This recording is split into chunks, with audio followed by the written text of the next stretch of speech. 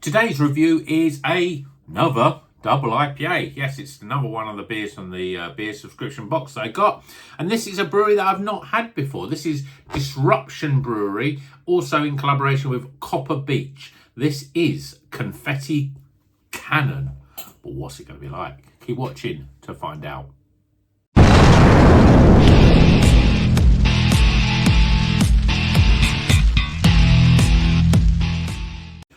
Welcome back to Rocker's Beer Review. Today, more double IPAs. Yes, you've seen one, you've seen 100, but I'm really loving double IPAs. We've had some really good ones out of this box.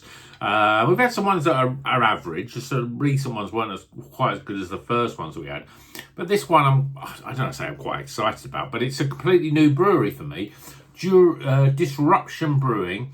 As I said, it says it's also with Copper Beach Brewing, another one I haven't heard of, and it says it's and Craft Beer Festival to create a super juicy dipper which will get any party started. So I'm just having a look to see where these are. I don't know much. It doesn't actually have an address on them, so I'm not sure where Disruption Brewing is from. I'm presuming they're a UK brewery.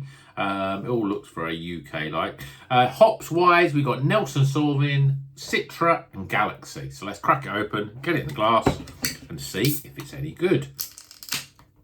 Yeah, I've become a big fan of these double IPAs now. And you know that you just get so much flavour. Sometimes you get some that are not quite as, I suppose, thick in terms of body, but a lot of them have been good. And I certainly don't have any of those fears anymore about, you know, drinking an 8% beer. And I'm drinking this on a midweek as well. But, you know, before it would have been, oh, I can't drink that on a midweek. But now I have no fear because just know the 8%, yes, okay, there's alcohol in it. And I know it's obviously with more alcohol, you get more calories as well.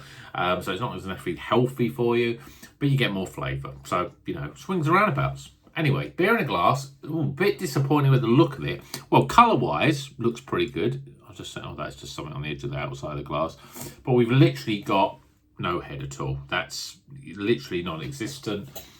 Again, I don't know whether some of these beers that, you know, you pour the last bit off and it goes up a bit, but there's not much in the way. There's literally half a finger, if that, of head, and that will probably ought to stick around. But colour-wise, looks good.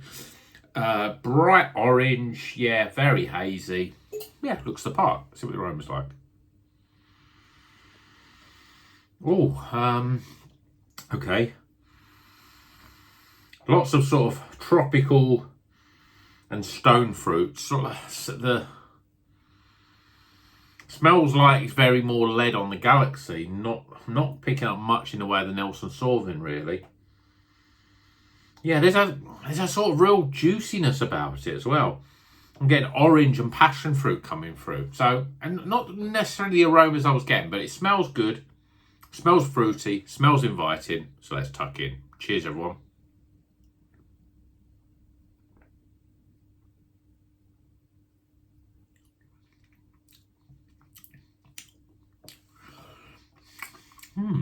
Lots to unpack.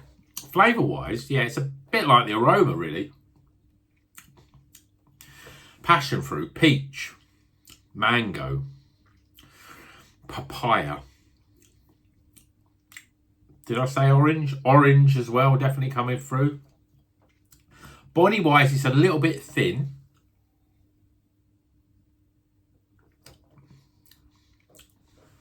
There's a little touch of alcohol from this.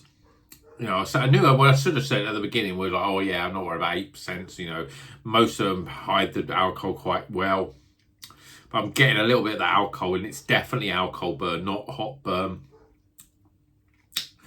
Yeah, there's a little bit of strange tartness on the back end. I don't know, strange tartness. I think again, it's the alcohol that I'm getting.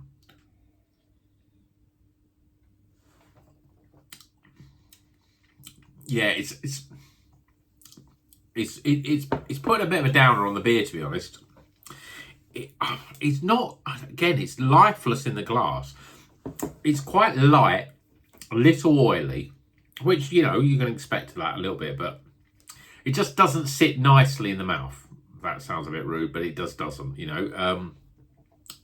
You're getting big hits of sort of passion fruit, mango, orange, lots of tropical stuff, a bit of dankness as well in there. And then there's not much else except for then you're getting a bit of an aftertaste of alcohol burn.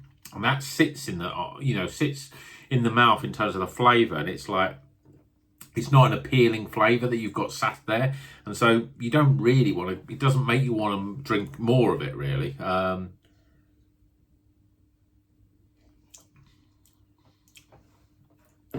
Yeah, there's a sort of weedy dankness that's really coming through a little bit more now, the more that it's sort of you drink it. I think what you're getting that sort of flavour that's coating the mouth, the palate really. And then when you drink it again, it just adds to that. And all I'm getting in my taste is almost like a little bit of spice, a little bit of warmth. And the fruits are a little bit, they're overripe and they're dank. They're not bright. There's not much in the way of citrus in this beer. There's not much in the way of grapefruit. And the other thing there's not much in the way of is Nelson Sauvin, which, according to the list, is the first on the list. Not really getting any of the Nelson Sauvin characteristics in there.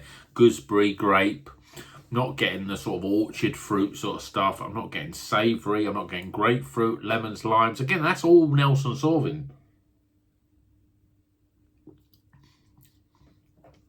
Yeah, there's a real sweaty dankness of this. It's a very Galaxy for me. Well, I say it's Galaxy there, but Citra. It's definitely the Galaxy flavour. Galaxy can go this way. That's why you see a lot of times Galaxies with other hops, because it keeps it a little bit in check. This is a very sweaty, dank, old school double IPA. Now, some people would like it. I think I would like it better if the body was a bit smoother, but it's not. It's light and it's a little bit oily, light and oily. And the way that it slides down is not pleasant. And the alcohol burn comes through. Then you've got the sweaty dankness. This is what reminds me of drinking double IPAs when I first started drinking. It was this sort of flavour. And it just doesn't do it for me, really. It doesn't taste appealing. It's not an appealing drink. You have the taste. You're getting all that alcohol burn. You're getting a sweaty dankness. Those two things are not what I like in terms of flavour. Then you get a bit of, now I'm starting to get a bit more piney bitterness. I think the more you drink it, the more that layers on. And it's just not bright and light and juicy and flavoursome. So a little bit disappointed. And I think I've drank enough to get some scores.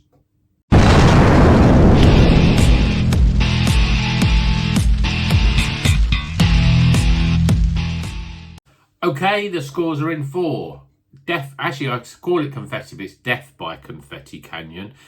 Cannon even. Death by Confetti Cannon. It's not easy to say. It's an 8% double IPA with Nelson Sauvin, Citra and Galaxy. And it's also in conjunction with Craft Brew Festival and Copper Beach. I didn't like this beer. As I did the scores and I was tasting it again, I was thinking, I don't like it at all. I don't even think I want to finish it. It's harsh. It is the everything that you think that double IPAs are. If you're not a good double IPA fan, or you're not a big drinker of double IPAs, and you look at them and you're 8%, you think, oh, what's it going to be like? This is what you think it's going to be like. It's not a pleasant drink. It's amazing how you can get so many double IPAs that just drink brilliantly, and they just like, you drink them down as if they were like 5% beers. But this one is not that. You taste the alcohol in it, the way that the hops are being saturated, they're much more dank, and that dankness sort of accentuates the alcohol a little bit more. But let's go through the scores, starting with aroma, appearance, flavour, value for money. Obviously, because I got these on a deal, I'm giving these quite a high score for value for money across the board, because this worked out £2.85. And finally, my overall experience. Well, we took the scores up, and it's a while since we bought a proper beer, non-supermarket beer, that's a double IPA at that is 69. Total score 69 out of 100. That's not even recommended. I'm not sure whether it's this beer. Again, I've said it in a video that probably is going to come after this, but a video I've done recently but we'll probably post after this. Makes no sense, does it? But I've said that I've seen some, I start buying, even though I'm a YouTuber and I want to have as many different breweries and beers and all the rest as I can. I also got to drink them and I want to enjoy them, and I'm paying my own money out for them, so I don't want to be buying rubbish or potential rubbish when I'm paying out, potentially 4, 5, 6 quid for them. And so I reckon I've got a sweet spot of about 20 breweries that are my go-to breweries. And obviously within that, there's probably a top 5 that I will buy every time I buy a beer. I'll buy from them. And that's the thing. You try a new brewery and you think, it's not quite up there, is it? It's not. I don't think I've had a double IPA from Track or Beak that's been bad, or even Polly's or Sure Shot or Azvex or Verdant. To say Verdant or Verdant. No, anyway, but though there's Rivington, these are the sort of breweries that you just know consistently going to get good beer. Sometimes you're going to get a good beer, sometimes you're going to get a very good beer, and sometimes you're going to get great beer. But very, probably 1 time out of 10, you're not, you might get a beer that's not good. But most of the time with these breweries, you're not going to get, you won't get that. You'll never find that. But obviously, if you try a new brewery and you have first beer you have is not great, it leaves a bad impression. And this one is not great. I'm going to drink it again. Yeah. 69 out of 100 for a double IPA. If I spent 5 quid on this, I would have been disappointed. But obviously, I've bought it in part of a pack. And you've got to have a few duds in there. This doesn't hit for me right at all. Too much alcohol flavouring in it, too much sweaty dankness, not enough brightness, the body's not right, so it's a little bit disappointing. But let me know if you've had this. Again, it's probably not a beer that you'll probably come across, whether it's just the subscription, company got this one because they got a good deal on it, I don't know. But let me know if you've had anything from Disruption Brewery or Copper Beach or Crop, or any of these sort of breweries. Or have you ever had a double IPA that you thought, I've never heard of that brewery, but it's got hops I like, so it should be all right, and then been really disappointed. But more importantly, if you've ever done that where you've had a beer where you've never heard of this brewery before and you thought, my God, this is great, this is the best beer I've ever tasted. Let me know in the comments. And until the next one, please hit the thumbs up, subscribe if you're not a subscriber, and drink good craft beer, and keep on rocking.